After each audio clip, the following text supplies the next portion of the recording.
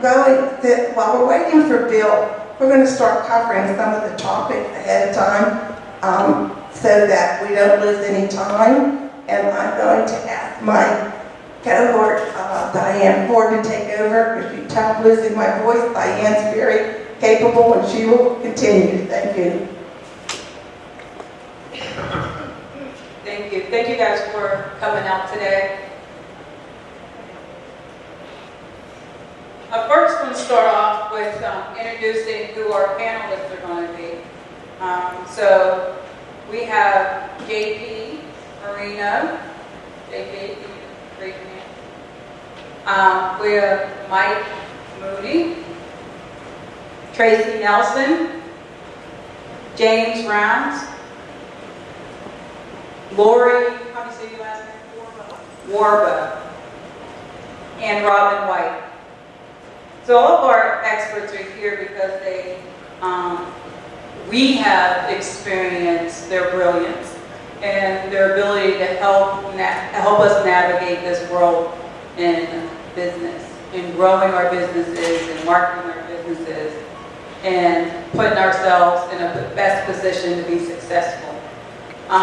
With Bill being late and because our time is so precious, I actually think that we should move into some discussions with regards to each of their expertise. So what I would like to do right now is ask, and starting from with John, if it's a little bit off, you may not have been prepared, but I would like to ask if you would come up and share a little bit about yourself and the things that you do to help businesses. And we'll do that with each person.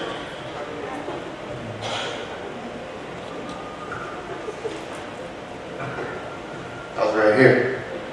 Horrible speaking in a microphone, but my name's JP Marino. I've been a banker for over a decade.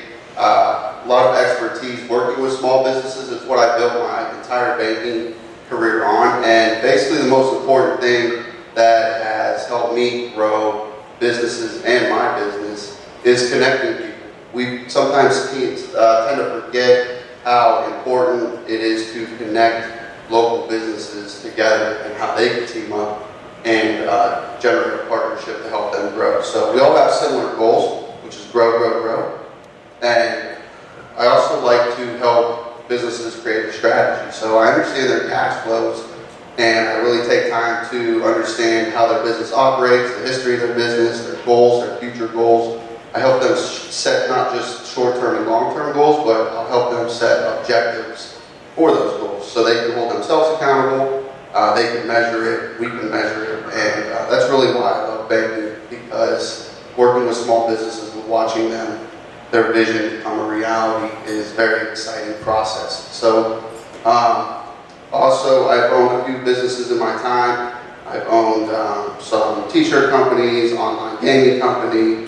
I recently sold a bar restaurant I had, so I understand a lot of the struggles that small businesses go through and how important it is to connect people. But I think the biggest thing in today's world is, we all try to support our local economy, but a lot of people don't always understand their local economy. So right now, I'm getting a lot of businesses to attend township meetings, school board meetings, really get involved in their community, because that's where you have to understand the vision of your local community as well as your vision.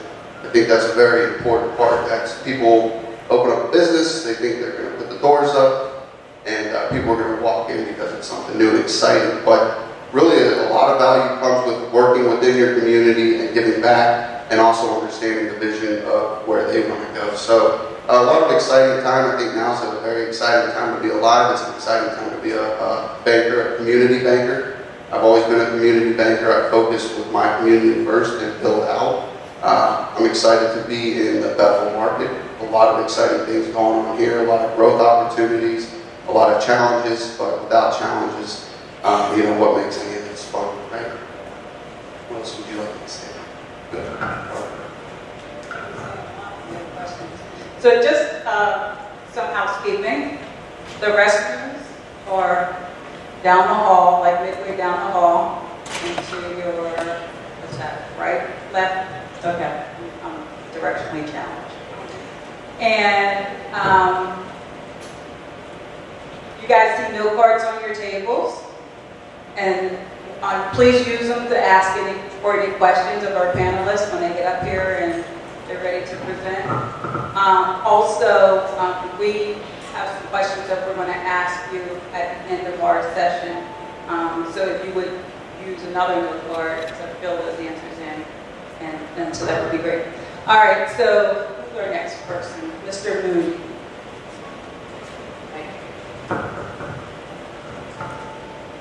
Good afternoon, everybody. It's a pleasure to be here. I'm Michael Mooney. I'm the president of West Banco in Pennsylvania.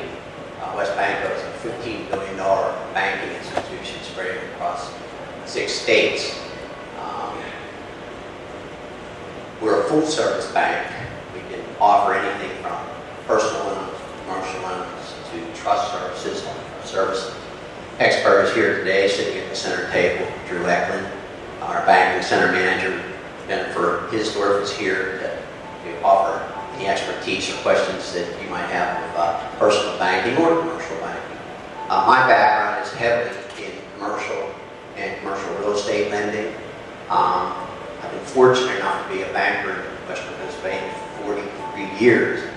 So I can honestly stand up in front of you and say I have both observed and participated in what I might call the metamorphosis of this region, from the old Rust Belt days when I started in banking in the 70s to the high-tech health industry days of today. So it's been a pleasure for me to be a part of that. The other thing that I've always been involved in, no matter what bank I've been at, but even more so with West Banco, is the community. We have a strong tie to our communities. All bankers do. JP Bank does. Every bank does.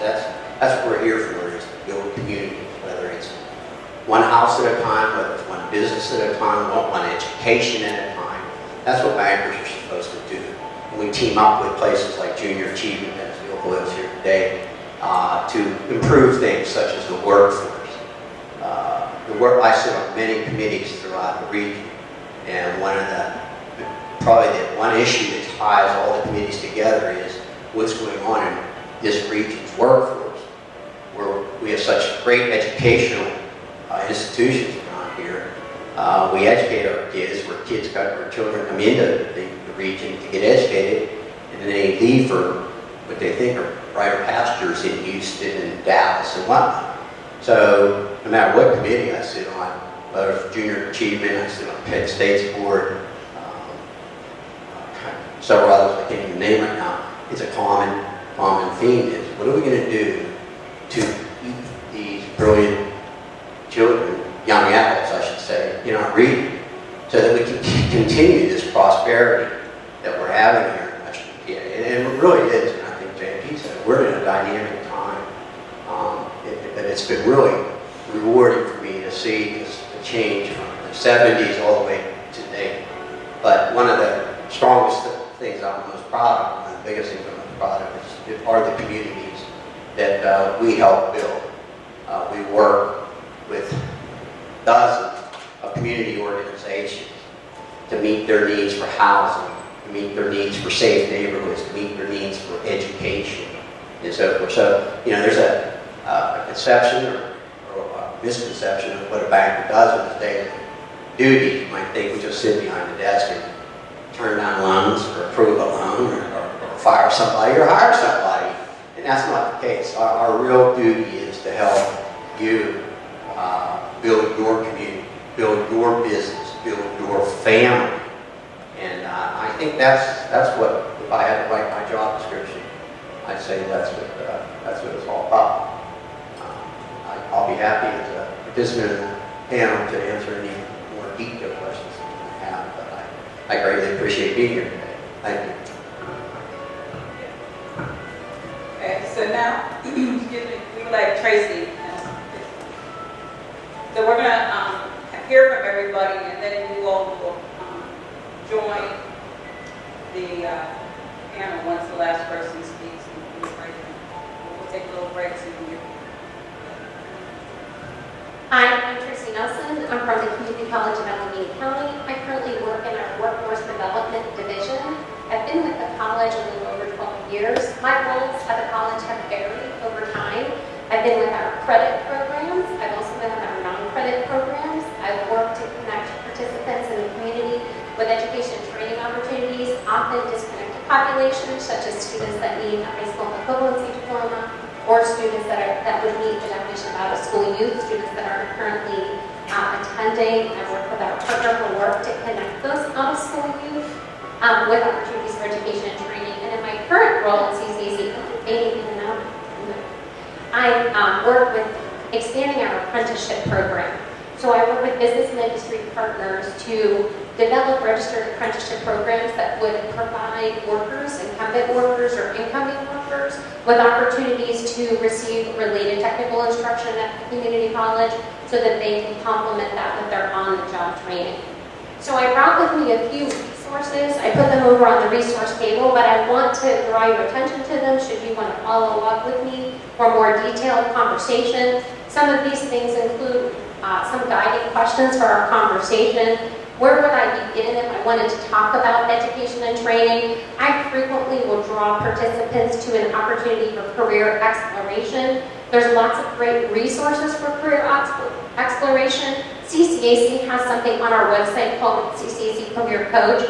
It's available to anyone. You don't actually have to be a student of the college to use it. There's also resources such as ONET Interest Profiler and also PA Career Zone, which would allow somebody to do an interest profile to answer questions about their skills and interests, and then that would generate information about careers and variety of on-ramps on career pathways that person might be interested in, and then it would match education and training opportunities. Perhaps you're interested in a short-term training solution, something longer that comes with an industry-recognized credential. At CCAC, we have opportunities for credit training, and I did provide some links here. When you are looking into a career, something like Occupational Handbook, there's a link on the handout on the table, would provide you information with where would I work if I chose that career? What would my work environment look like? How much training would be needed? And what would my salary be if I chose that career path? At CCAC, we have credit options. I listed our credit areas. We do have 6 areas of training in credit.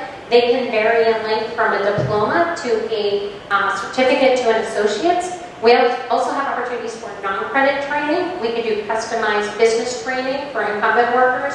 We can do professional development. I left some of our community education catalogs over there. Perhaps people are interested in just dabbling in a photography class. Our community education catalog has things like that, but also project managers bootcamp.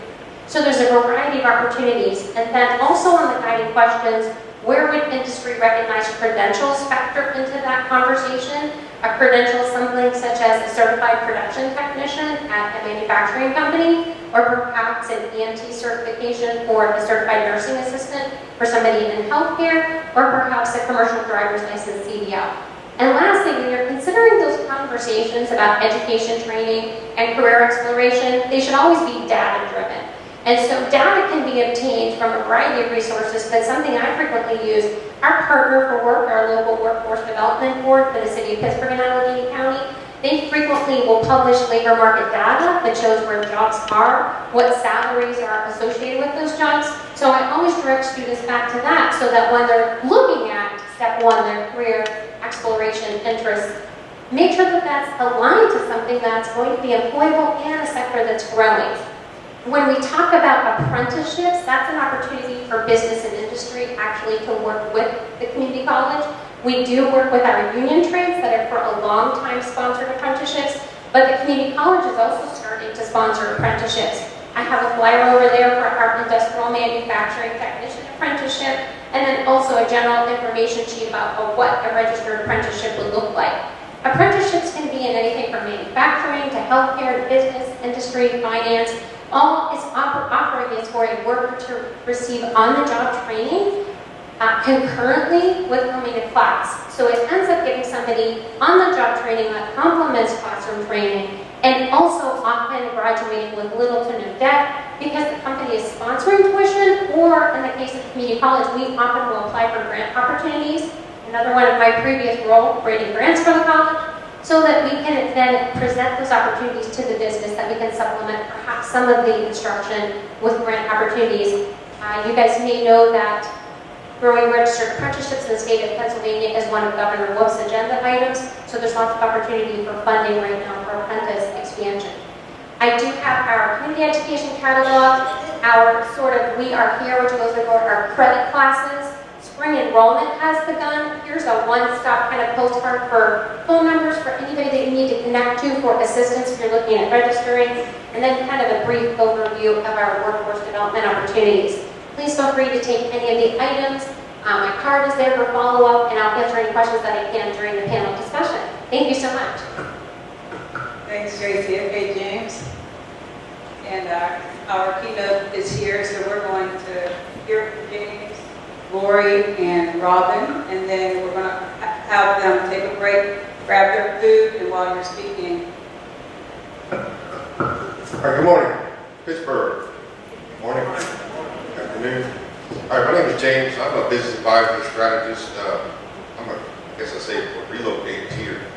So instead of everybody moving out, I actually moved here from Los Angeles.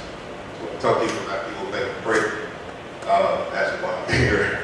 But I relocated here actually for business opportunity. So as many of you know, Pittsburgh's a booming town. A lot of opportunity here, whether you're in it or not, will determine how happy you are with how things are going right now. But I'm here to help people actually develop their businesses.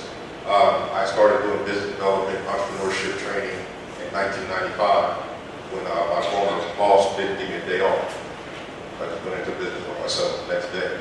I've been doing that ever since, helping people get into business. So coming here, I founded a gym, so I have a gym in the Strip District, and also do nonprofit training and development, entrepreneur development, business plan writing, things like that. My goal within the next couple weeks would begin an incubator service that provides services free of charge for people to actually come explore and develop their business. So today, I guess my role here is to talk about nonprofit. Somebody reminded me of that. Helping people turn their nonprofits into, or their passion into a actually profession to actually get paid for doing things they like. And that's something I found to be very rewarding, beneficial to people, to the community at large as well. So we'll talk about ideas like that today. Pittsburgh, to my amazement, when I got here, has more foundation money than any other city in the country. You guys know that? There's money everywhere. Private sector, personal foundations. If you go to Mount Washington and you look down at the city, that's your money shot. It's about all those people who have foundations set up for you to access money to own your life yourself with. So for the last 24 months or so, that's primarily what I've been doing, is helping people actually start businesses. I have a lady here who trains service dogs. Who guess how much would you pay for a service dog? Anybody guesses? 10,000? 10,000? Okay. Her dogs are Aussies. They're little Australian sheepdogs. They're $35,000. It takes her 9 months to get a dog ready. 9 months. And then people actually come and stay in the cabin and she connects them one-on-one to work with the service dogs, so the dogs are personalized to their own thing. So they stop people, they warn people that have seizures, prevent heart attacks, different things like that, notified. And one of her dogs needs to know how to call 911. Okay? To get to emergency responders and stuff like that. So there's a special phone, obviously, that does that with. But that's something she was passionate about. Before that, she was a dog walker. She probably made about $30,000 a year. Now she does about $400,000 a year just getting dogs ready in person and matching these people up. So that's the kind of idea I think that I help people do. And we'll get to talk more about that. So. Thank you very much, James. Lori?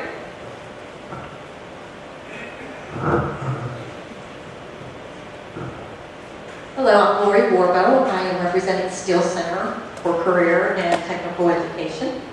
I have been the work-based learning coordinator probably for over 20 years. I've been with the school for 28.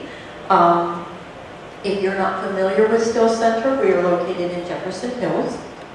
We provide career and technical education to high school students from 11 different school districts within the area. So we're a very busy place all the time. We are pretty much in the forefront in regards to a lot of the demand out there for skilled workers. I'm sure some of you in business have experienced a lot of situations right now in trying to find qualified applicants for the jobs that you have available. So when we are dealing with the high school students, my main role as the work-based learning coordinator is to work with some of our senior students. Our programs are for 3 years, so Still Center, again, is a high school facility, so we begin students in the 10th grade, and they progress through those 3 years, and upon graduation, have the option of going right into the workplace, as well as continuing on into some additional training and college routes as well. So we're supporting all of those facets for the students. Again, my focus though is to work with companies within the area that might want to consider bringing the student on while they're actually still in training with us. The bonus of doing that is that when a student goes out into what is considered a co-op situation, which is a paid learning experience, I go along with them. So I'm the person supervising that student. So as you are beginning to train the student and they're working within your company, learning what their job responsibilities are and performing those, I'm going out and monitoring the students on a regular basis to make sure things are going as they should and progressing, because we want those good relationships. We want to get the students out in a good start and progress and hopefully become, once they graduate, one of your full-time employees. Other options in regards to work-based learning, I have put a brochure on the table over there, again with some additional literature in regards to the programs that we actually do provide. Right now we have 15. We have 3 new approved programs coming on, and Mrs. White will talk to that because she's our director of curriculum, so she'll tell you more in regards to everything that Still Center has to offer. But again, when students are progressing through their training, we're trying to capitalize on that and getting them that head start, and that's through work-based learning. I discussed the co-op program, but in addition to that, there are internship opportunities we've developed as well for some students, which is a little bit more short-term, but it does give students the opportunity to get out and get that workplace exposure, because that's probably the most valuable thing for them. We give them the hard skills that they need, but they need to develop those very, very important soft skills as well, or professional skills as we like to call them. So that's what work-based learning really tries to also support and develop in the student. There's also job shadowing opportunities. So any exposure, when we have students for 3 years, we need to make sure that they understand exactly where their industry is and where it's progressing for them, because there's lots of opportunities. They might choose automotive, thinking they're going straight into, let's say, be a mechanic, but there might be some offshoots that they're not even aware of. So trying to integrate constant career development activities through work-based learning is really our primary goal and what I try to focus on for the students. Again, there is this brochure if you're interested in partnering with Still Center, because sometimes when you have these needs, if you work with our programs and our instructors and become very involved in our activities, that really helps develop that channel for you in regards to potential employees. Robin?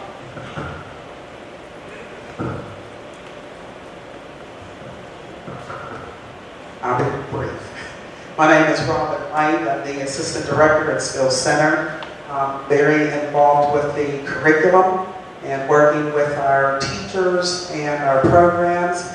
And what I want you to remember is that we have excellent programs. Our students, our whole goal is for our students to leave Still Center equipped to go to college, equipped to work for a corporation. And so we offer 15 programs. 3 new programs will be coming on in the fall. Anywhere from veterinarian, that's going to be one of our new programs. I'm not sure about, I want to walk around dogs or whatever, but I'll get used to it. Also, we're going to have a physical therapy technician, someone that would work and assist the physical therapist. And our other program is is also a medical profession program. That's the other new one. And our students will be trained to be pharmacy technicians, EKG technicians. And so we're very, very excited about our school. We're very excited about the things that we can offer. We've partnered with a lot of industry partners.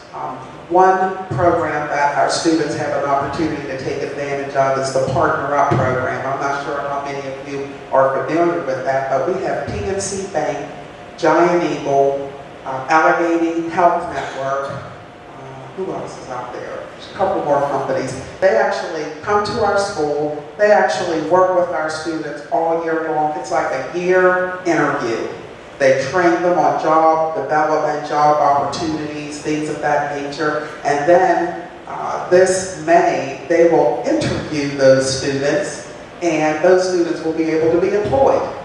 And so that's an avenue for our students to, to gain employment. Our students also, through our program, through the training that they have, they get their industry certification. So we have welding, cosmetology, culinary arts.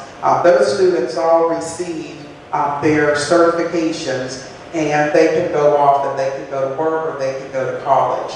And so, just in your realm of influence, if you, have a need for any of that, auto mechanics, advertising and design, computer technology, our students are receiving their industry certifications, and they have the ability to either go straight to work or actually move on to college.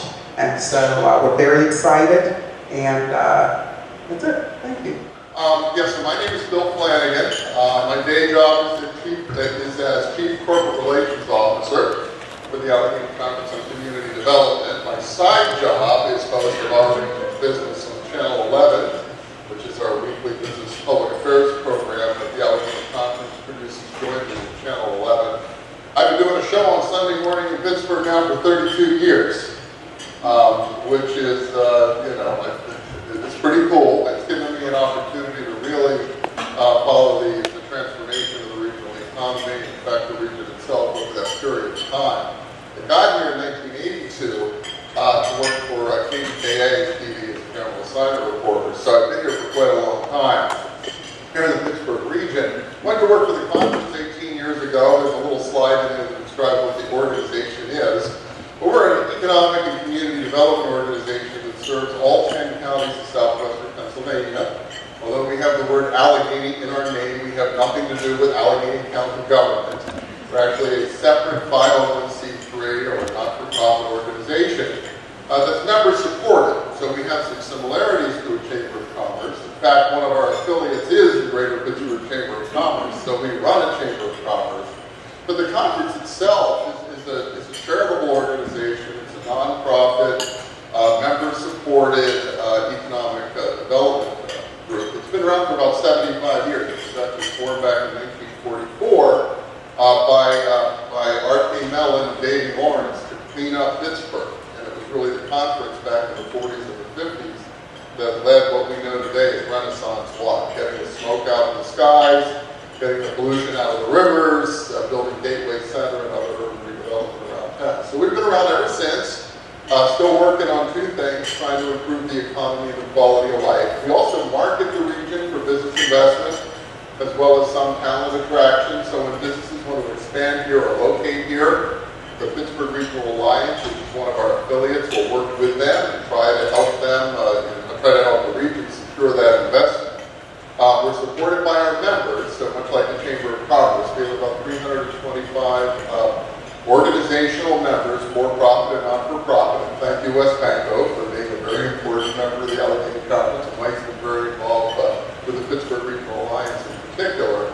But that's how we pay the bills and do our work and try to move the region forward. And we do it in partnership with other chambers of commerce, with economic development organizations all around the region. And really, it is the whole region today. It's all 10 counties. It's about 2.5 million people who live here in southwestern Pennsylvania. And that's the territory that we seek to serve and improve. What I'm going to focus on very quickly is kind of the more recent evolution of the regional economy. Not 75 years ago, not 40 years ago when I got here, but really what's been happening since the turn of the century. back in the year 2000. That's really kind of produced the direction that the region is headed. A lot of the opportunities that are unfolding, but also some of the challenges that we need to really come to grips with as a community. So two events happened a year or two apart, about 15 years ago, that really kind of set the region on the course where we are today. And the first one was actually back in 2004. And that was the year that Range Resources, a Texas company, but they've been in Pennsylvania for 30 years. That was the year that Range Resources struck gas in the Marcellus Shale. Happened down in Washington County, right on the border between Washington and Westmoreland. And they drilled a test well down there in 2004 to see if there just might be natural gas down in that shale formation, about 1.5 miles beneath our feet. Sure enough, they struck gas. And that unleashed a whole new energy boom here in southwestern Pennsylvania. That was only 15 years ago now, when you think about it, right? 2004. But that really started the whole chain of events that's led to so much of the activity related to the natural gas and petrochemical industry in the region ever since.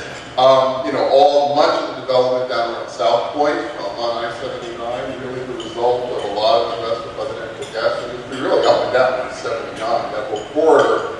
And more recently, the I-376 corridor out toward Beaver County, a lot of that development investment by the natural gas industry and the energy industry. It's all happened in the last 15 years. Tens of billions of dollars of investment here that wasn't going on prior to 2004. Of course, culminating in what's happening right now out in Beaver County with those big Shell Chemicals investment out there. And it's probably a $10 billion capital investment. It's currently one of the largest construction projects in the United States. It's underway on the Ohio River. It's the largest industrial investment in our region since the Second World War, and the largest petrochemical industry investment outside the Gulf Coast in a generation, also since around the 1970s, 1980s. So it's an enormous project, and our hope and part of our strategy of the Allegheny Conference is that development of that petrochemical facility that will produce polyethylene pellets will lead to a growth in manufacturing here in the region. Companies that use the natural gas, liquids of the natural gas, to make plastics and other products. And the hope is that over the course of the next decade, we're going to see increasing downstream investment in various types of advanced manufacturing that are related both to the feedstock for petrochemicals, but also to the lower price of energy that we have here because we have so much natural gas. So that was the one thing that happened in 2004. The thing that happened a year or two later was the arrival of a couple of guys from Google on the CMU campus around 2005, 2006. They opened up a little office. They wanted to be close to all the brainiacs down there, right, doing all the research and algorithms and artificial intelligence. So they opened a little office on campus and began to build a little research lab. And that began to grow. And it's grown a lot over the course of the last 15 years. Today there's about 800 people working for Google. And what happened once Google showed up, heads turned, really, across the country around the world. Why were they in Pittsburgh? Why did they want to have a research center? They got big enough, obviously, eventually, about a decade or so ago, they moved off campus and went up to Baker Square instead and began to build up that development, which really has been responsible for the transformation of the east end of Pittsburgh. But it wasn't just Google, and there's a chart that's almost impossible to read on page 2 that shows the acceleration of tech investment in Pittsburgh over the course of the last 20 years. It's actually Bosch, the big German technology company that was the first one to get here, right around 99 or so. Then Apple shows up, Google shows up, Microsoft, Intel, and then in the last decade, a real acceleration as more and more companies began to set up shop in and around Pittsburgh. Facebook, Amazon, more recently, Amazon's expanding again. Apple is expanding again. They have an initial research center down in the Strip, but now apparently going to move into Oakland. So we've seen this acceleration of tech investment over the course of the last 20 years, thanks to both CMU and Pitt. That's what the magnets that draw them. And then what happened about 5 years ago, in January of 2015, was the arrival of a couple of guys from Uber. And not to do the ride share, but they wanted to get into this robot car thing. And they wanted to set up their own research center into autonomous vehicles. So in January of 2015, there were about fewer than a dozen robotics companies in Pittsburgh that employed fewer than 500 Today we have 75 robotics companies that employ 5,000 people, and Uber alone has hundreds of people working in Lawrenceville. And as you may have heard, they've now bought a big site out here in the South Hills, I believe it's in Fayette, where they're going to do a 600-acre site where they're going to build a test track for robot cars and autonomous vehicles. So that's the kind of rapid expansion that we've seen in the robotics and especially in autonomous vehicles. We actually have about a half a dozen global research centers here in Pittsburgh right now that are really pushing the edge of the envelope with what it takes to make robot cars and robot vehicles work. And it is more than cars, and that's what the next slide there shows. There are a number of, I mentioned it's now 75 robotics companies, and they're not all making cars. A company out in North Hills, up in Warrendale, called Omnicell, that automates hospital pharmacies. And they take over the role of pharmacy technicians. And they sell their automated pharmacy installations across the country. A company out in the airport corridor named Seagrid automates warehouses. Giant Eagle's a big investor. Amazon's one of their big customers. They have autonomous robotic forklifts and systems to make the entire warehouse and distribution center operate autonomously. And then the one that's just in the news today is called Bossa Nova. And you can see that one. It's in the store shelves there. That robot goes up and down the shelves in the store and does inventory. So it will track it in real time. It goes about 2 miles an hour, so it can share the aisles with the customers. And Walmart just announced yesterday they're going to install 1,000 Bossa Nova systems in 1,000 Walmart stores across the United States. So that's another company that's now starting to scale and really grow here in Pittsburgh as well. And pushing the edge of that is going to be the new National Additive Manufacturing National Institute. Advanced Manufacturing Institute, Robotics Institute down in Hazelwood Green in the Mon Valley. And that's a national institute that's a consortium of literally dozens of companies, dozens of universities across the country that are going to be pushing the edge of the envelope when it comes to manufacturing. All that's happening right here, right now, all around us. And also not too far from here is America Makes, and that's another national manufacturing institute started by the Obama administration that's really pushing the cutting edge of 3D printing, additive manufacturing. General Electric put their global research center in additive manufacturing out near the airport to be close to what's happening with America Makes and the whole 3D printing world. But Arconic and Alcoa, they have a facility out in Westmoreland County. Other companies here are getting involved in 3D printing and advanced manufacturing. And really, again, the whole idea is to make our region a place where the future of manufacturing is embedded for the fourth industrial revolution. We kind of led the second industrial revolution. Now we're skipping all the way to the fourth. And the goal is to see if we can really lead the way when it comes to the next industrial revolution. And of course, the new 3D printing, you need powdered metals. That's a real skill of ours. And you also need lots of feedstock, natural gas and oil, plastics and whatever, because a lot of 3D printing operates in that space. And so that's where those two trends, those two paths that started about 15 years ago, that's how they're beginning to come together now as we look ahead into the next decade. Because we have the natural resources and we have the human resources to really reinvent and create the economy of the future. And it's all happening right here. The other piece of that is it's all got to be built. I mentioned the Shell project, right? $10 billion construction project. Pretty unimaginable. I don't know if you've ever driven out there just to take a look at it. But it is enormous. They like moved a mountain out there. They moved highways and roads. Oh, it's incredible. If you go out there, last year they had 150 cranes on site, including the second tallest crane in the world was out there on the Shell project. 6,000 construction workers last summer. That was the peak year of construction. So they're still going to be building out there in a couple of years, but they've really been at peak the last year or so. So the construction industry tells us we're currently running at a rate of about $6 billion a year of construction in the region across all industries. For comparison's sake, in the 10 years before all this started, our annual rate of construction in the region was $2 billion a year.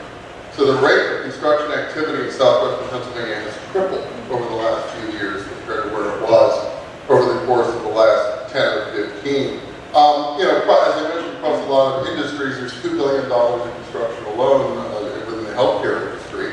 UPMC is building 3 new hospitals, Highmark's building community centers, and the Cancer Institute on the north side. So that's $3 billion in just those two companies. So that's underway. That doesn't include all the other healthcare systems in the region that are also doing expansion and investment. So that continues to be a growing area, as does headquarters of financial services. Surprises a lot of people that the number one industry in this region in terms of gross domestic product is not healthcare. It's actually financial and business services. It's banking and insurance and law and accounting and management of companies. That's the big industry. And roughly the same employment as healthcare and education. They're very similar. They're both important employers.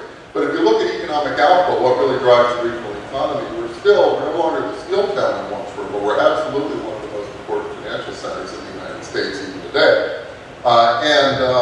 There's a lot of potential to grow. In fact, we have been growing our percentage of employment in what's called management of companies, like headquarters type jobs. I think we've been growing faster than the national average for the last 10 or 15 years here. So we don't have as many of the giant Fortune 500 companies as we once did, but there's still over 100 multi-billion-dollar companies, global companies that are either headquartered here or base a major global business unit somewhere in southwestern Pennsylvania. So we remain a really important financial center, business center. And so for young people who are going into those kinds of occupations, there's a lot of opportunity here in that space as well as some of the others that I've talked about. So it's a pretty good picture. Obviously unemployment is below 5%. Our economy certainly is performing incredibly well compared to where we were 20 years ago. It's night and day compared to where we were in the depths of the steel bust. But we're not completely out of the woods. And anytime you start to feel like, oh, okay, it's cool, we're done. That's okay. Let's shut down the chambers of commerce and the Allegheny Conference. We don't need those folks anymore. We got it all covered. You start looking at some of the deeper underlying challenges that the region faces, and you realize there's still work to do. Because when you look at the numbers, although our economy is growing, and that's great news, and hopefully you're all feeling it in your businesses, our region is continuing to grow more slowly than the regions we compete with across the United States. And I don't mean just the Austins and the Denvers, I'm talking about Cleveland and Detroit.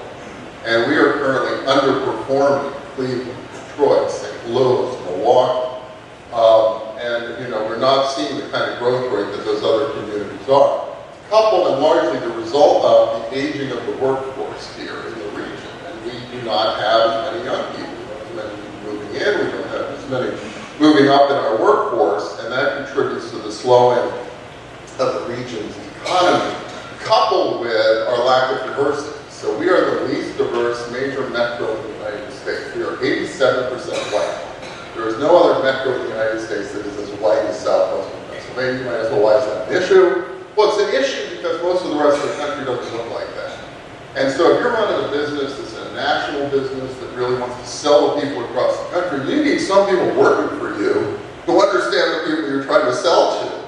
And the fact that it's hard to recruit individuals like that, whether they're African American or Asian or Latino or whatever, Indian, becomes a real competitive disadvantage for the region. Companies tend to think, well, I'm going to be a place where I can find the diverse people I need, And that means I'm not going to abandon Pittsburgh, but I'm just going to expand somewhere else. And that's the dynamic we're playing with here in the region. Not that our companies are going to run away from us, but they're making those business decisions every day. Do I want to do my expansion here? Or do I want to do my expansion somewhere else where the population's growing, where there are more young people, where there's more diversity? And unless we can solve that problem, we're going to have a hard time catching up and getting back in the game the way we should have. And it's further complicated by the fact that we are continuing to lose population. Not dramatically, and most of us don't even feel it from day to day, just kind of very slowly. We're doing pretty good with young people, like we're net positive on millennials. We're reporting more young, more of those folks in that sort of 20 to 35 group, 20 to now 40 group, but we're net positive there. But in every other population group, people in their mid-career, 30s, 40s, 50s, older people, 60s and up, we're net negative pretty much across the board. We're losing more people every year than we're bringing into the region. And not dramatically, but just enough so that, again, compared to other places, we're just kind of not growing. Of course, again, if you're an employer looking at growing your business, you're thinking, where am I going to find the people I need to really drive my organization for the future? And then it's all complicated by the fact that there's really way too many people my age in the region.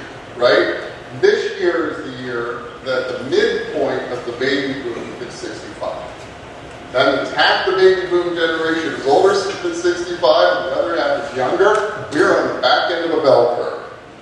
And yet our workforce is dominated by baby boomers. There's this huge percentage of boomers in all the leadership roles, right? And whether it's nonprofit, for-profit businesses, are all baby boomers. And they're going like this. Like that. They're going like this, right? And so we got to figure out a way to replace it. And so at the end of the day, what it's going to take is really, we got to elevate the people we got. We got to do more with the people who are here and ready to work. So how do we skill them up? How do we plug them into the workforce better?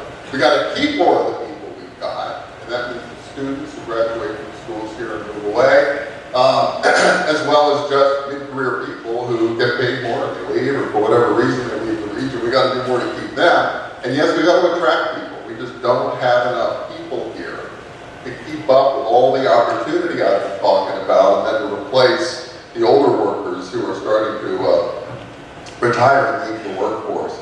So from the standpoint of the Allegheny Conference, we put together a new 10-year plan for us, but for the region as a whole, that you can find it on our website, AlleghenyConference.org, that sort of spells out some of the things that need to happen.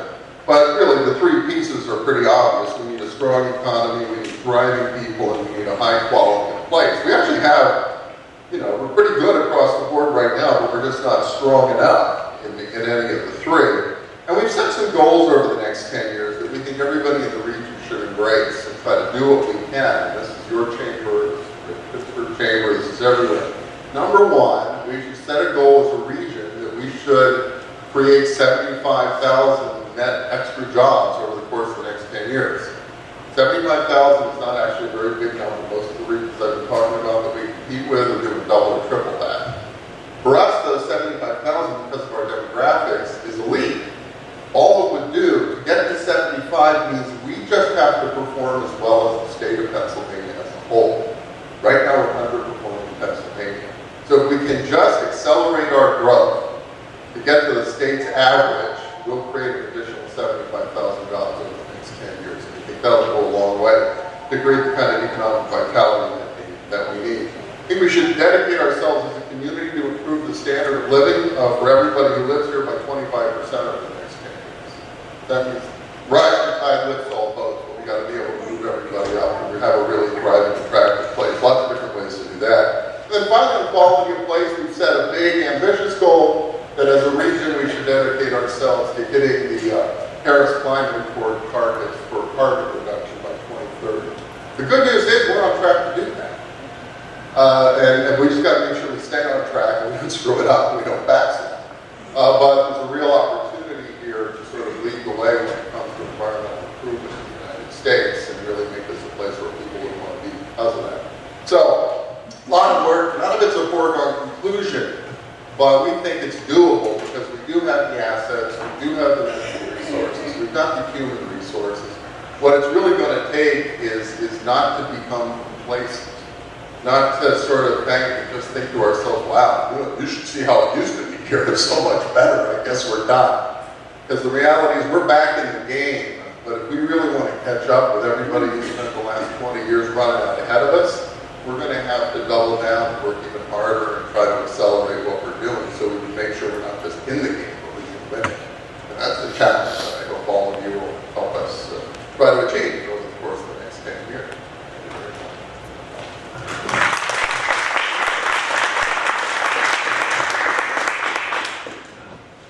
All right. So we're going to ask the panel to come up, and hopefully you guys have jotted down some questions. Appreciate Bill sharing all the information that he just shared. We have a duty and responsibility to help grow our economy, local first, and then moving to help other businesses to get on great footing. So that's what we're here at the Chamber to do, is to bring knowledge and information and opportunity to our members and to our community members. So we're going to start off. Does anybody have any questions? If you write on your note cards.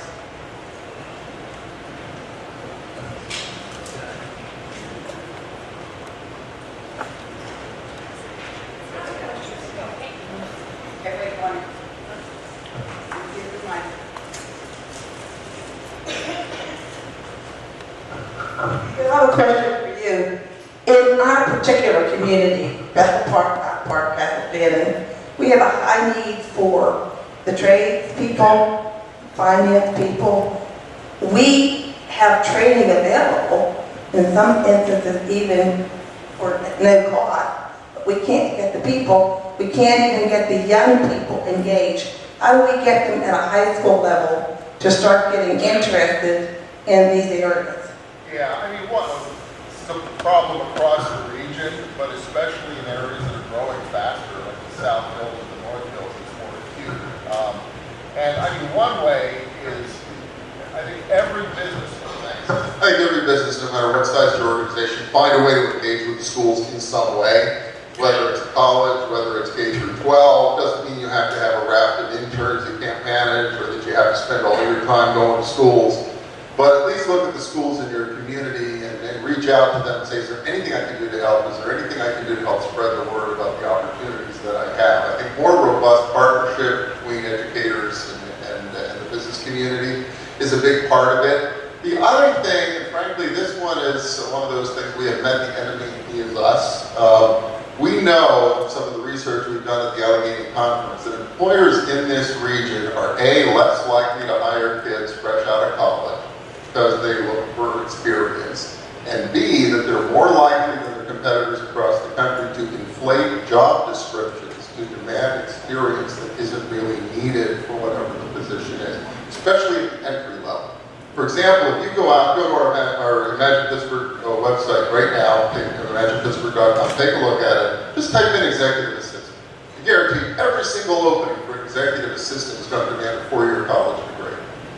And that's great. If you can find an executive assistant with a 4-year college degree, you do get value add. I'm a great believer in college, but for every single position like that, you really need a 4-year college degree, or if somebody who's graduating from community college or a business school, would they be perfectly fine to just spend an extra few months working with them to bring them along?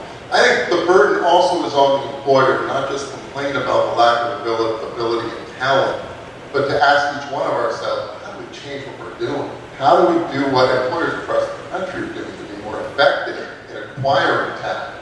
And there's plenty of evidence that we are not on the cutting edge in southwestern Pennsylvania in the way we approach.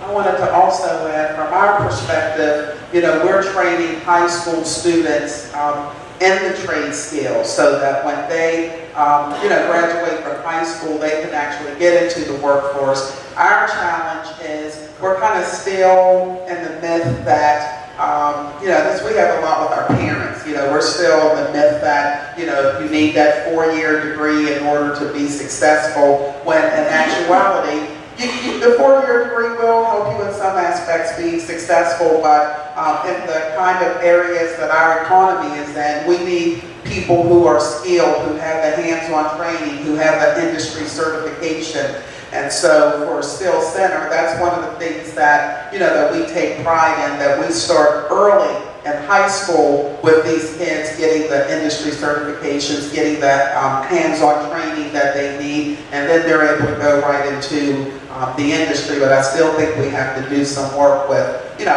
working with our parents and, some of the guidance counselors and some of the schools to help them, be aware of that.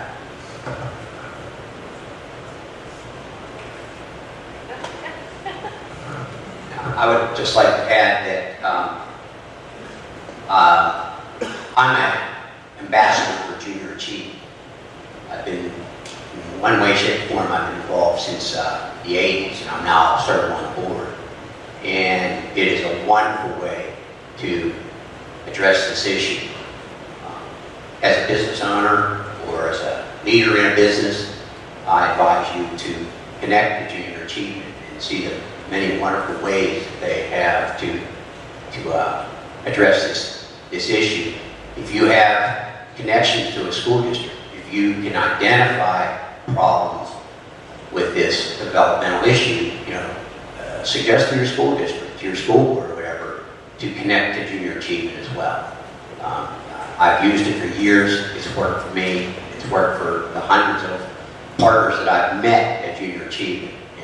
I just think it's a wonderful way to address this, as are the people that are up here today with their institutions as well.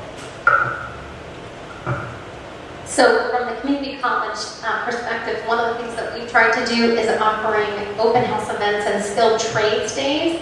Recently in November, right before the Thanksgiving holiday, we had many of our area career and technical schools and high schools invited to a skilled trades day, where each of our training areas was open for the students to explore. And we also partnered with many of the unions so that they could bring simulators. So for example, there was a simulated welding activity, there was a utility pole for those interested in electrical distribution technology, there was simulation for plumbing, heating, ventilation, and air conditioning, so the students could enter the training spaces, speak with the instructors, and also talk to the employers and experience simulated activities. The second thing that's been extremely successful is sponsoring Educator in the Workplace, which we partner with some of our secondary school partners. Many of them can even apply for grant opportunities to subsidize the cost of those, where the teachers are able to go into the workplace and spend some time, maybe in the summer on a manufacturing floor to see what that would be like, so they can bring that information back into the classroom, so it's more realistic as to what the students would actually be doing in those opportunities, bridging that gap between education, training, and the workplace. I just wanted to add one thing. When Mr. Flanagan said in regards to working with schools, there is a program that we are affiliated with. It happens in our districts that we serve, but it's called Partner Up. And some of the corporations are working with students year-round in hopes of helping them develop the soft skills, as well as trying to give them some exploration opportunities. What the hope is that when they complete their senior year and working through this program, that now those corporations have those entry-level employees that they're looking for. So it's typically a year-long job interview that they're going through, so they're working with the students. So that's a very important thing that's happening. I can definitely say the value of partnering. Those companies that partner with us get the added bonus of getting some of our top candidates to go to work for them, because they are engaged with us. They help support us through donations, through some of our testing requirements that we have. They get to see the actual student in their actual performing of skills and things like that, so they're able to judge them, and they can see them, so they can see the quality of the student right off the bat, and they're the ones that are taking those students. And in regards to some of the students, as far as the need for advanced education, we have students that go out 19, 20 years old, approaching six figures right off the bat, working in construction, because it is that the lucrative as well as the need there for that skilled person. And in this area, that's what's booming right now. And automotive can say the same thing. You go down any street, you see techs wanted, techs wanted. They're bringing our students in, and after a couple of months of working, and these are our co-op students, they're already got them ready to go in to be techs, and they're going to start at $20-some an hour. So, there was no college debt with these students, and they're out doing exactly what they love. And these employers are catching them early and grooming them so you're going to hear the word apprenticeship a lot now, because that's really the system that a lot of people are starting to engage in their businesses.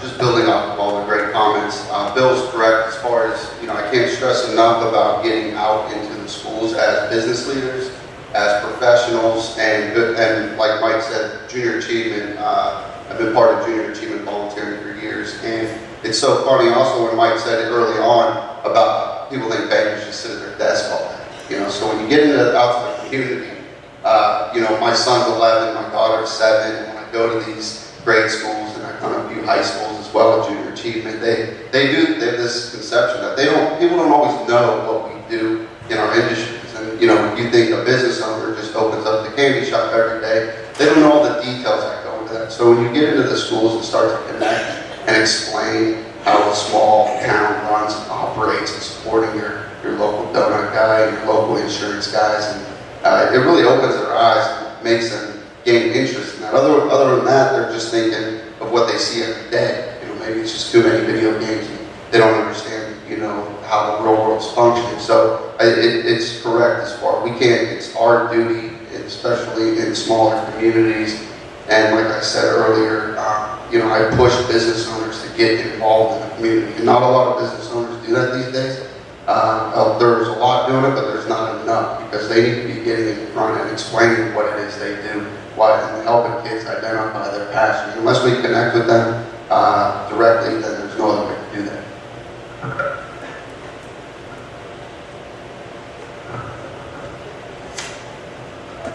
I have a question from the audience, and I don't have my glasses, so let me try here. Given the prosperity that we've seen lately in Pittsburgh, do you see the bubble popping and Pittsburgh losing their economic stability that they have become accustomed to in the past?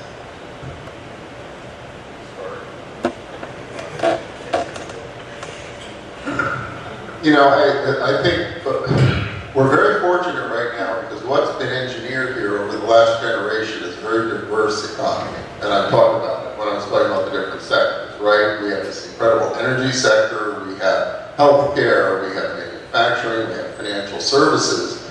The best part is no one of those sectors that I talked about represents more than 20 to 25% of the regional economy.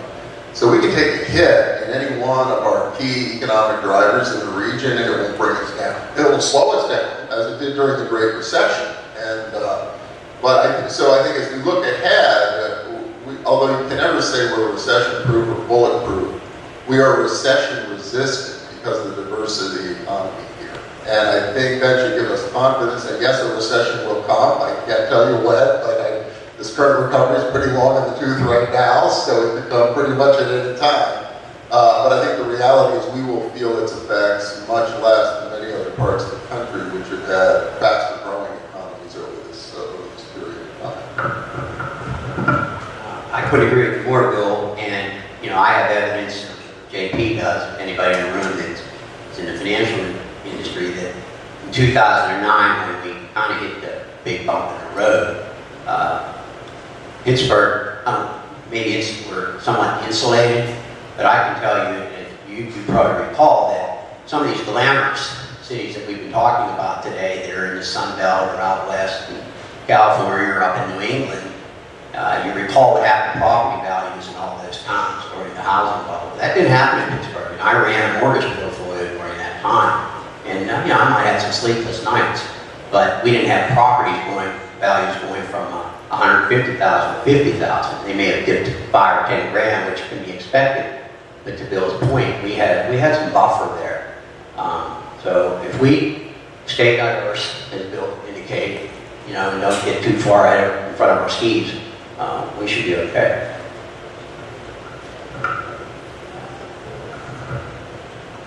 So here's another question.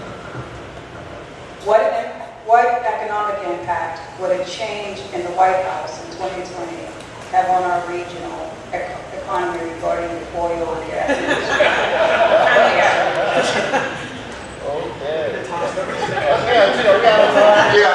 Everybody's got to get back to work.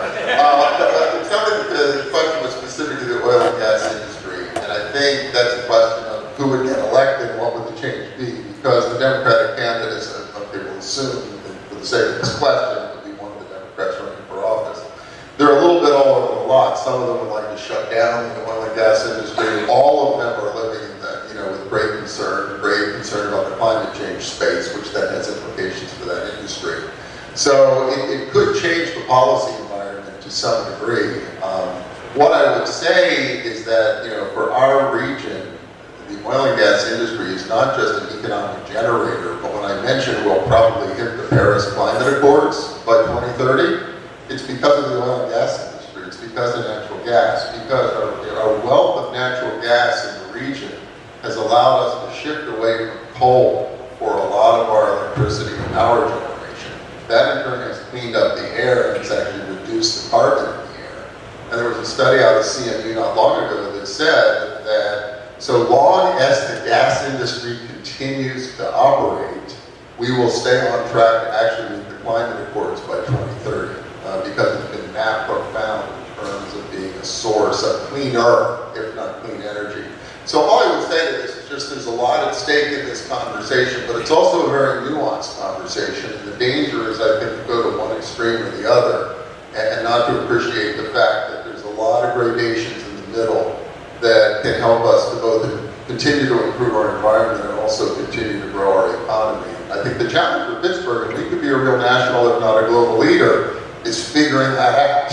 And there's a lot of folks all across the country and around the world who are looking for that kind of leadership and perspective, and I think that's another one of the challenges that we have in our region.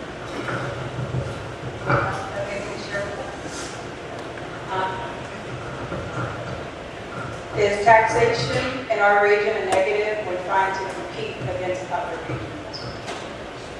Here's the business people respond to that.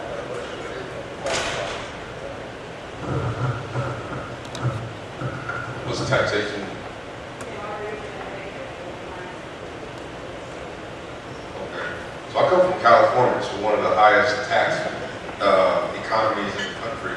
A lot of opportunity here, just in terms of getting started with a business.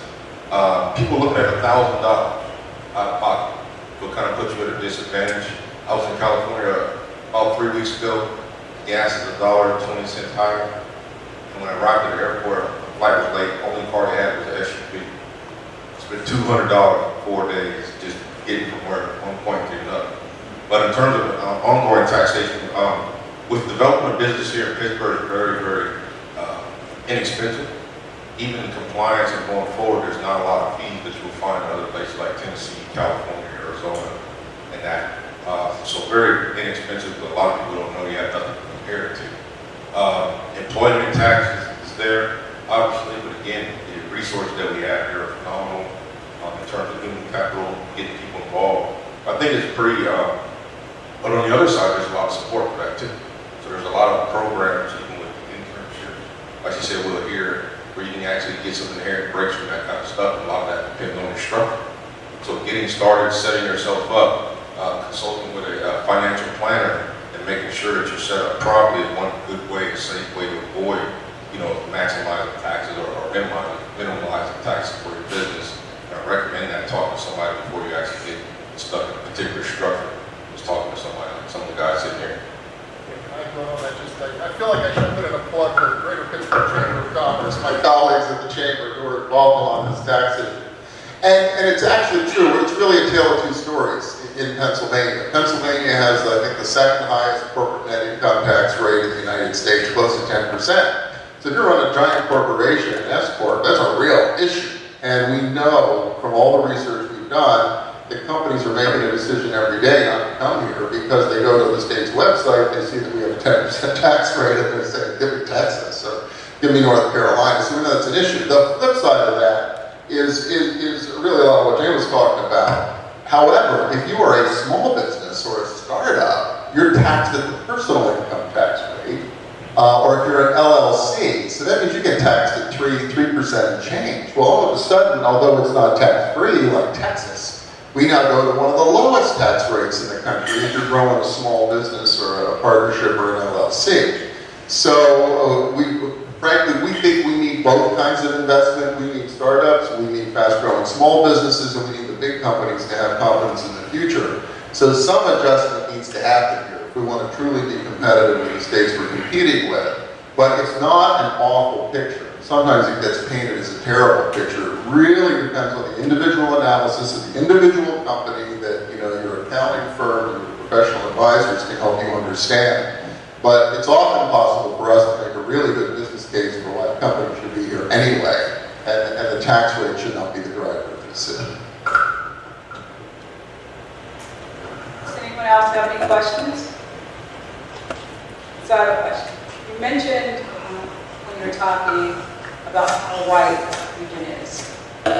And so my question is, how do you see promoting from within our region and growing the diverse participation within organizations? What can we, as business owners or heads of our companies, do to effectively change that? That's a really good question. As I say, it's one of the most important issues we're going to deal with as a community over the next 10 years. I think mindfulness is a big part of it, and being intentional and holding yourself accountable. I mean, one of the mechanisms I love is something Dan Rooney came up with for the NFL, the Rooney Rule. Hopefully you've heard of it. And it's become a policy in the NFL that they have a coach opening. They must interview at least one non-white candidate for every coach opening. They don't have to hire that necessarily, but they have to interview somebody. And when Dan came up with it, he felt, well, that's at least a big step forward. That's going to force the issue. People really have to look at all the talent. They can't just, whether even inadvertently exclude people. And I don't think there's any reason why every business shouldn't just have its own Rooney Rule. And, not just go out and say, well, I got a bunch of resumes. Oh, yeah, 20% of them happen to be from non-white people. I did my job, but I didn't call anybody of those in for interviews, but I had 20%, so I feel good about myself. No. You can't feel good about yourself until you're sitting across the table with someone and having an opportunity to understand what they can contribute to their business and giving them the opportunity to make the case. Now, you may still have a better candidate, and you may decide it's in the best interest of my business to go somewhere else. But I think all of us as employers and hiring managers should just say to ourselves, that's the very least I can do, is make sure I give somebody a shot. And I think if all of us did that, and I don't know how many thousands and thousands of businesses there are in southwestern Pennsylvania, but if everybody did it, every time there's an opening, we all pushed ourselves, I guarantee you 10 years from now, we'd be having a different conversation about the diversity of our workforce.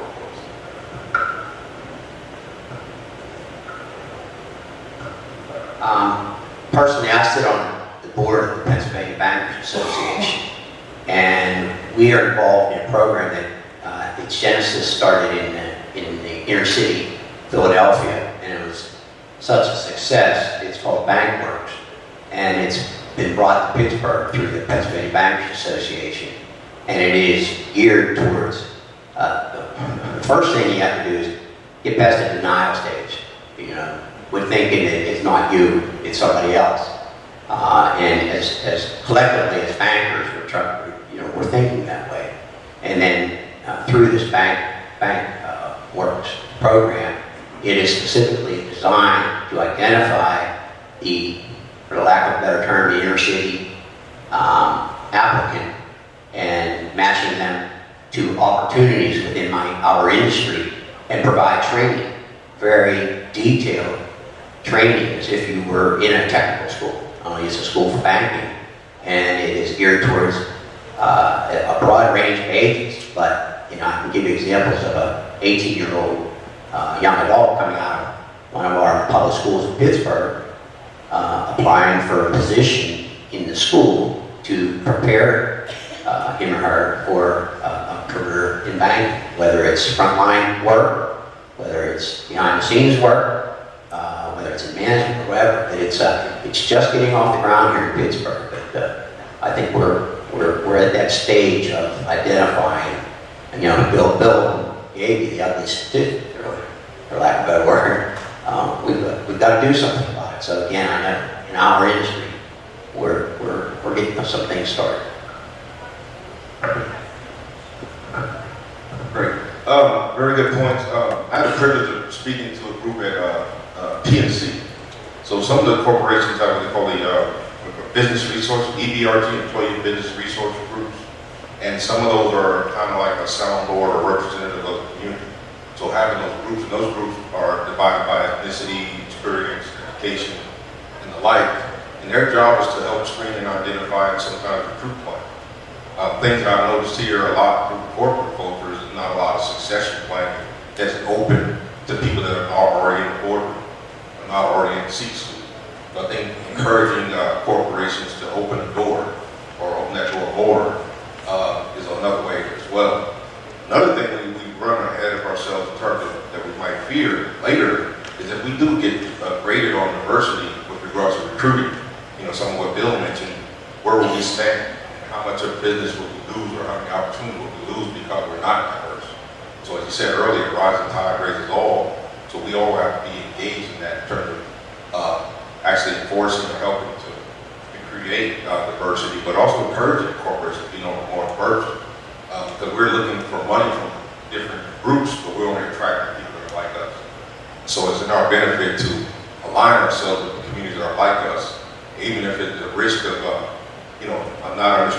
culture fully, or not being incubated, or getting people involved in doing that because of this thing.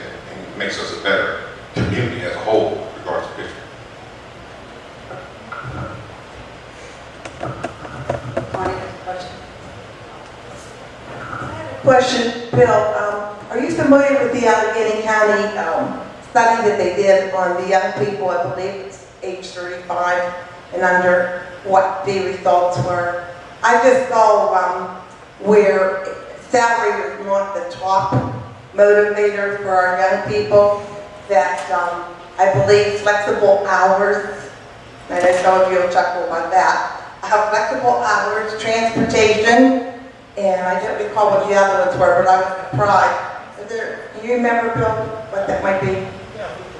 Yeah, from some of the research that I'm familiar with, and not so much that particular study, but yeah, a lot of what seems to be a driver, because we look a lot at retention. What does it take to keep people, and you don't want them to leave to work for the competition here in this region or somewhere else. And so you mentioned some of the things. Another one is clear paths. We talked a little bit about succession planning. If people really understand that you're open to their growth within the corporation, that there's a pathway for them someday to get to the corner office, that counts for a lot. It's investing in them. A lot of young people, I'm going to make training available to you. I'm going to help you upgrade your skills. That's incredibly important.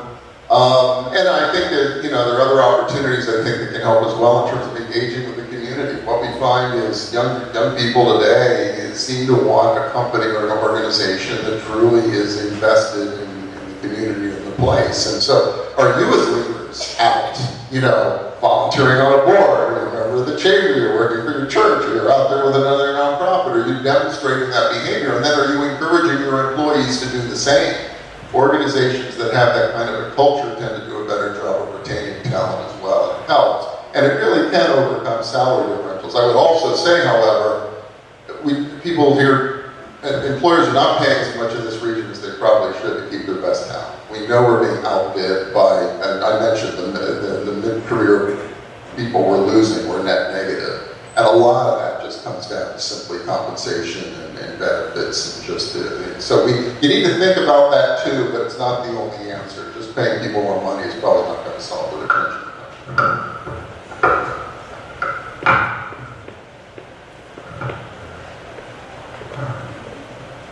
I just wanted to add to the point of reducing barriers to opportunity and some of the things that we've done at the college to try to partner with our community partners. We've recently developed programs where we've partnered with the Department of Human Services to provide navigators at each of our campuses because we realize that there's a need to educate the total student. And speaking to barriers such as transportation, not only providing education and training, but also connecting students with navigators that connect to resources for transportation and healthcare and childcare, so that not only are we providing education, but we're educating the total student to reduce any of those barriers that would impede them being successful in their education and training. We've also partnered with some of our business industry partners, such as on the north side, Allegheny General, where we're providing, in partnership with them, scholarships for residents specifically in the north side to receive education and training to get those jobs at Allegheny General, so that we're increasing our net of opportunity for people who want education and training to enter career pathways and reducing barriers. That's great. It seems like we're all going, most of us are doing our parts to make our region better. So here's two more questions. Does anyone have any that they want to ask or have anything they want to add? Okay, so we have two more questions. What programs are being put in place to help small business startups to be able to start without loans?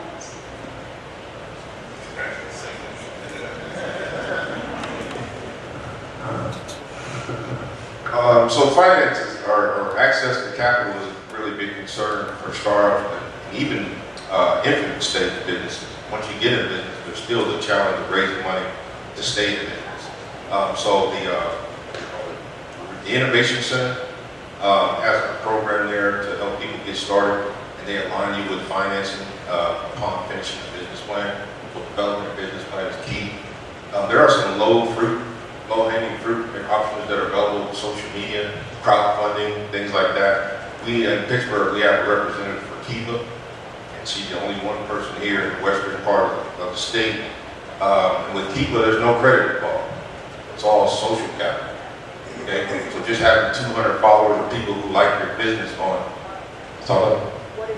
oh, okay, so I'll talk about that. So just having 200 people who like your business, follow your business, qualifies you to actually apply for a loan. Kiva is a crowdfunding source, and it's actually a global crowdfunding source. So what that means is that you put up a loan request or a project or a proposal that you would like to fund. You're responsible for funding the first 10% of that through your private network, through Facebook and friends and family, and then they open it up globally. And people all around the world can contribute $5, $25, or fund the rest of the project for that loan. And those loans are around 2.5% to 4.5%. You have 6 months to start paying it back. So after that, it's a very, very low repayment process. And what you do is you're telling a story to your investors along the way. So you're checking in, saying, hey, I brought my inventory that I applied for. This is how I started using it. I got a contract, things like that. Keep your people engaged. And once you pay that loan off, you qualify for 2, 3, 4 times much more after that. So there's a lot of that platform. Facebook has been very open with regards to allowing you to raise money and different things like that. So there's a lot of channels besides going to a bank. Some of the banks will tell you they want you to do some of those other things first, as well as filing taxes before you see them. But just getting out there, developing your product and finding new ways to get it in front of people that's going to pay you for it. Got it, really, okay.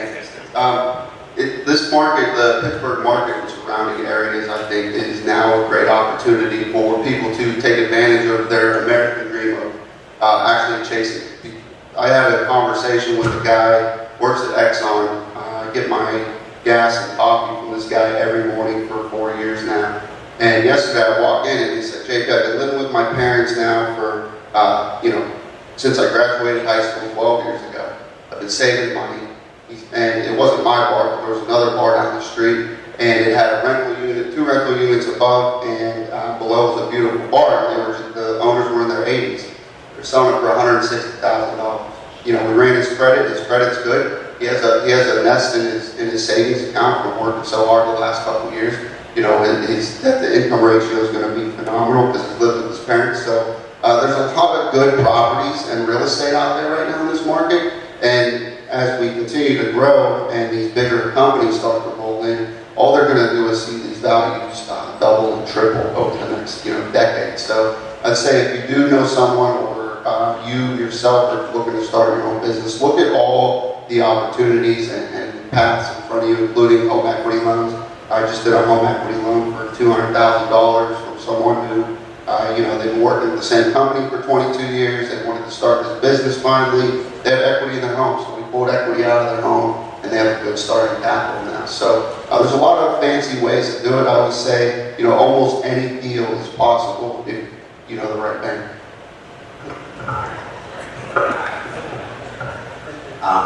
James indicated several good ways of getting money that maybe you won't call a loan. And there are plenty of opportunities. And I agree with JP as well that there are opportunities to find money through a loan vehicle if need be. But I just wanted to take this moment to, again, get back to, and it's something that I think we've all been preaching up here, and certainly Bill Flanagan is emphasizing it. It's your connection, my connection, our connection to our communities to help businesses, to help young people, to help people get into entrepreneurship.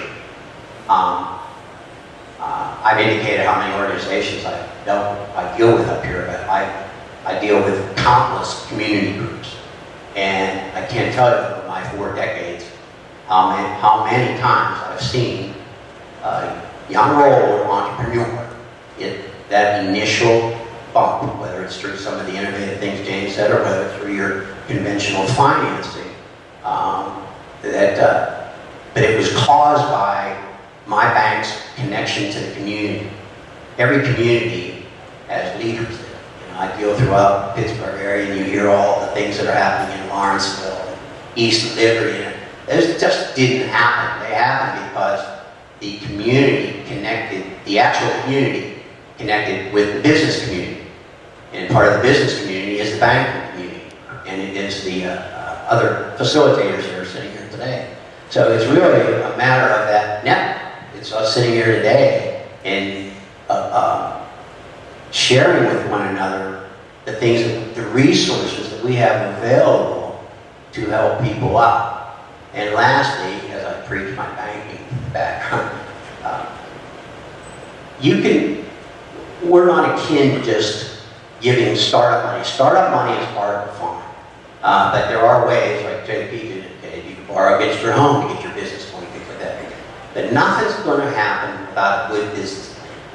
So if I'm talking to you today, and you're going to talk to people that you want to coach or coach up, get them started, you can approach any banker. We're not as unapproachable as you think we are. And if you have a good business plan, we'll listen and we'll direct you to all the avenues that are available to you. I've done it for years. I'm sure these people have been doing it for years. If you come in with a good business plan, if you don't know how to write a business plan, or you're a person you're tutoring, bankers will help. There's help at Duquesne, there's help at Pitt, free help to write business plans, and many good ideas. I don't know if you watch the Shark Tank, right? But they start with some odd thought, idea, whatever. I mean, just think of how the light bulb got invented. And it starts with that, an idea. And then you've got to help, people got to help share their resources and their experience. And there are ways to get your hands on money if you have a good plan. And a good plan doesn't happen overnight, but there are plenty of people in this region that will help you write a business plan. Sorry to preach.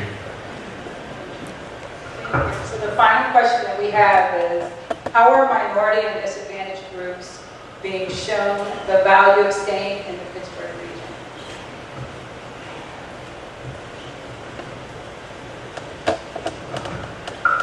The same way, it's a theme of today is really community leadership. So again, we're doing the right things and getting out in the community. These things are naturally happening. It's something that naturally occurs. They see the value in you. They see the value in the company. They see the value in the people that you're networking with. So again, it just always goes back to what are we doing in our communities? We're real community leaders as business owners or managers or whatever it is we're doing. People have to see the value these days. Without experiencing it, they see, in my community, they see me maybe help put together a parade, or the church, they see me in church or coaching my son's basketball team, things of that. So we have to lead by example in our communities, and I just don't think there's enough of that. I think it's spotty. There's a lot of people here committed to that, but we need everybody in the community to understand. If you're going to do business in our community, then you're going to participate, and you're going to volunteer, and you're going to play your part in our community. Otherwise, your business isn't going to go very far. There are ones that do, but if we're not doing our part and displaying that example to them, then of course they're going to leave our region. Why? Because maybe they go visit their aunt or uncle, down in Texas, and they see them doing it, and they see what the community's doing there. So a lot of things also is, it's up to us to keep community traditions going. You see a lot of towns that may not have the firework displays, they may not have the carnivals that we used to see back in the day. Maybe they went away, or maybe they're just not as good anymore. But it's up to us to step up and display and show everybody and lead by example. And the communities that are doing that, you see that movement, you see people, I grew up here, I started a business here, I grew up here, and I work at the bank down the street. So I think that's the most important. I think in particular when you're talking about the diversity challenge, whatever we're doing as a community, and we are doing some things, we got to do a lot more. Because the reality is the trend lines are all negative. We lose more well-educated African Americans from the region every year than we attract. And that's not because there's anything wrong with any of that, not because there's something wrong with the way we do business here, and the way we open doors for people, and the way we find ways to include them. And I go back to my Rooney Rule example, and that is just one narrow example of a commitment every individual can make to try to open a door, meet somebody or make a connection. There's probably, lots of other different things you can do, involvement in the community, just, but also broadening your sense, having a broader sense of who is in the community, who your neighbors really are. The reality is we've got 2.4 million people in southwestern Pennsylvania, mostly white, got a significant African American population, not a whole lot of everybody else is the reality. But that's who we are. That's who we are. That's the resource. And we don't have enough people. And unless all of us do a much better job of reaching out, finding ways to connect, and to leverage every single person here, we're going to have a hard time closing that gap between where we are today and where other regions are. And again, I think it comes, just what you're talking, comes down to personal commitment by every individual to try to make whatever little bit of difference you can. If everybody did it, we would never have to have this conversation. Sorry, me again. The reality of it is that we're going to keep people in our region providing opportunities to own a home is critical to that. And you may not know it, your neighbor may not know it, people you work with may not know it, but we're in a highly regulated industry. We're required to meet certain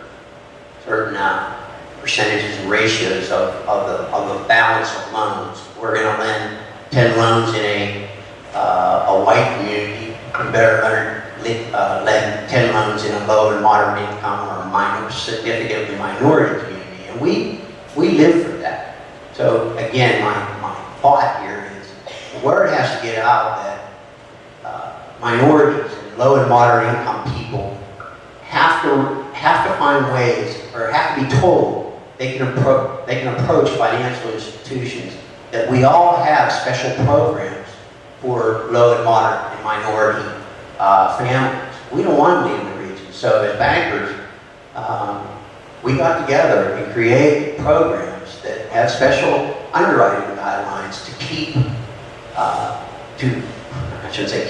to address this diversity issue that we have in Western Pennsylvania. So if you could help us spread that word, that, don't be afraid to approach a bank.